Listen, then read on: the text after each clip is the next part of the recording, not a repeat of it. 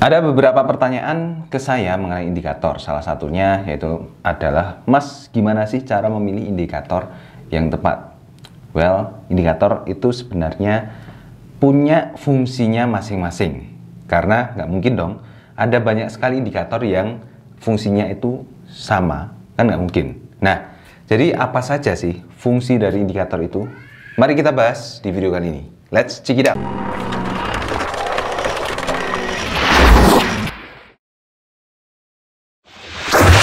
Halo, selamat datang di channel saya, Ardi Novianto Putra. Ya, seperti yang saya katakan tadi, indikator itu punya fungsinya masing-masing. Jadi kita di sini akan membahas bagaimana cara memilih indikator yang tepat. Oke, jadi mungkin sebelum masuk ke materi ya, sebenarnya materi mengenai indikator itu sudah saya buatkan videonya di kelas Gainhunter free. Jadi teman-teman bisa langsung akses ke situ. Itu bahkan sudah komplit kalau teman-teman mau belajar trading mulai dari pemula ya, mulai dari membuat akun, semuanya tutorialnya, langkah-langkahnya itu ada di situ semua. Jadi teman-teman bisa akses ya secara gratis di gainhunter.com/free. Linknya ada di kolom deskripsi video di bawah, dan di gainhunter.com/free juga teman-teman bisa mendapatkan kesempatan untuk mengikuti sinyal gratis selama 14 hari. Sinyalnya itu bukan hanya sinyal open posisi buy sell saja ya, tapi sinyal di sini itu isinya adalah analisa fundamental, analisa teknikal,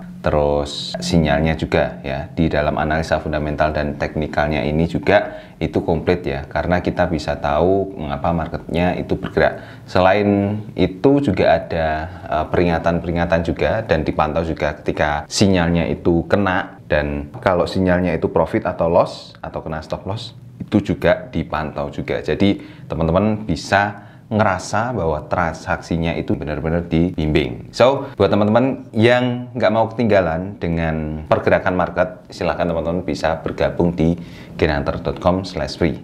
Nah, jadi ngomong-ngomong mengenai indikator ya, indikator itu kan sebenarnya merupakan alat bantu untuk kita itu bisa memetakan market, bisa membaca pergerakan market, bisa memprediksi akan ke arah mana market itu ke depannya. Ya, kan tujuannya seperti itu ya. Misalnya kalau kita transaksi di Euro USD, di Euro USD yang akan kita cari itu adalah kemana sih kira-kira arah dari Euro USD ke depannya, apakah akan naik atau akan turun. Nah itu kalau kita memprediksi hanya menggunakan candlestick saja, kalau buat teman-teman yang masih pemula, masih belum paham mengenai price action, itu sebaiknya teman-teman gunakan indikator terlebih dahulu. Nah, indikator ini ya memang tujuannya untuk mempermudah dalam melakukan analisa. Jadi, indikator itu dikelompokkan ke dalam 4 fungsi ya. Fungsi yang pertama itu adalah indikator tren, kemudian yang kedua itu adalah indikator volume, lalu yang ketiga indikator volatilitas, dan yang keempat adalah indikator momentum. Indikator tren tentunya fungsinya adalah untuk mencari atau mendeteksi arah pergerakan trennya, tren yang sedang terjadi. Seperti yang saya katakan di awal tadi, ketika melakukan transaksi di trading forex, kita itu melakukan yang namanya adalah analisa untuk mencari arah trennya. Arah trennya ke arah mana? Tren naik, tren turun, atau tren sideways ya, karena tren itu ada 3 ya, tren naik, turun, dan sideways. Sedangkan tren yang menguntungkan itu ada 2, tren naik dan tren turun, dan tren yang perlu dihindari itu cuma 1, tren sideways saja. Jadi dari gambaran di sini mungkin bisa digambarkan bahwa trading forex itu sebenarnya sangat menguntungkan, karena dari ketiga variabel yang ada di trading forex itu hanya 1 saja yang harus dihindari. Nah, kalau sudah ketemu trennya ke arah mana, tinggal mengeksekusinya. Seperti itu. Lalu untuk indikator volume ini itu digunakan untuk melihat volume transaksi yang terjadi pada saat itu. Apakah volume transaksinya itu tinggi atau tidak. Indikator volume ini biasanya digunakan ketika teman-teman itu sedang mencari breakout dari suatu pergerakan harga. Breakout itu biasanya terjadi ketika volume transaksinya itu juga ikutan tinggi, maka harganya itu akan tembus dari suatu level yang sudah teman-teman tentukan tersebut.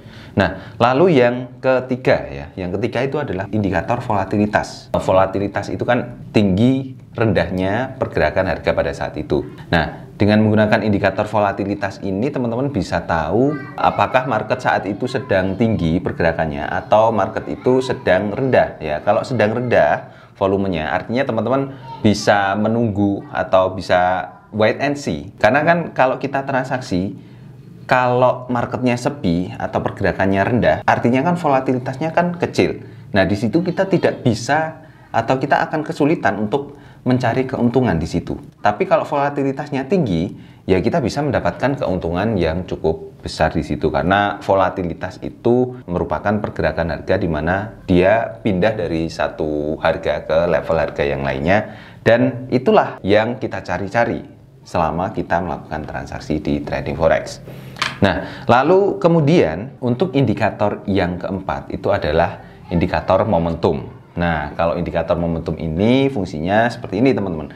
Jadi misalnya teman-teman sudah melakukan analisa dan menemukan sebuah tren, itu adalah tren naik. Nah, ketika teman-teman transaksi open posisi buy misalnya, teman-teman akan mencari tahu apakah market naik itu masih kuat naiknya, atau market itu jangan-jangan sudah mulai lemah nih, sudah mulai lemah untuk naiknya. Nah, kalau teman-teman ketika open posisi buy itu ternyata marketnya sudah mulai lemah, ini menjadi bumerang buat teman-teman. Ini menjadi sebuah kerugian buat teman-teman. Jadi harus dipastikan juga bahwa ketika trennya itu naik, kalau kita akan open posisi sesuai dengan arah tren, ya kita harus mencari tahu dulu apakah tren naiknya itu masih kuat atau sudah lemah. Kalau sudah lemah, ya jangan-jangan kita ada di puncak dari tren ya, dan harusnya kita open posisi yang berlawanan arah, malah kita mengalami kerugian karena marketnya itu berbalik arah. Nah, oleh karena itulah indikator momentum itu sangat penting. Indikator momentum itu biasanya dia sifatnya ada di bawah, terpisah ya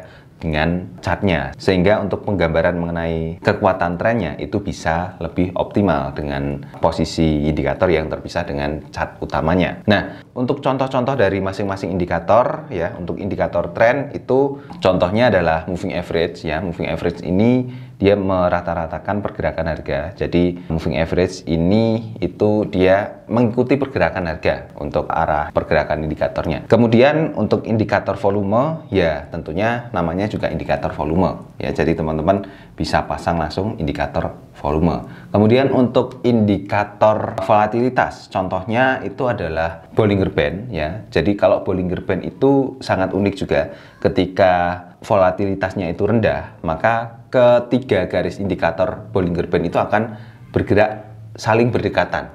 Dan ketika terjadi volatilitas yang tinggi, maka ketiga garis dari Bollinger Band ini akan bergerak saling berjauhan ya. Kemudian untuk indikator momentum itu salah satu contohnya adalah stokastik, kemudian ada juga RSI, di mana indikator stokastik dan RSI ini bergerak di antara range 0 sampai 100, dan ada beberapa level ya. Ada level 20 sampai 30 itu untuk dimana pergerakan marketnya yang sudah jenuh turunnya, sudah jenuh jual. Kemudian level 70 sampai 80 itu yang menandakan bahwa pergerakan harganya sudah jenuh untuk beli. Nah, jadi sebenarnya ketika kita sudah mengetahui dari pengelompokan indikator ini, kita tinggal menggunakan indikator itu sesekali saja ya. Misalnya kita butuh untuk mencari tren, ya kita pasang saja moving average. Lalu setelah ketemu trennya, kita hapus indikator trennya supaya nggak mengganggu, atau kita keep saja indikator trennya, kemudian kita tambahi indikator momentum. Nah, ketika sudah ketemu, oh ternyata trennya kuat nih, berarti kita nggak usah ragu-ragu lagi untuk open posisi buy kalau trennya naik kuat ya, atau kalau trennya turun kuat ya kita bisa langsung open posisi sell pada saat itu juga.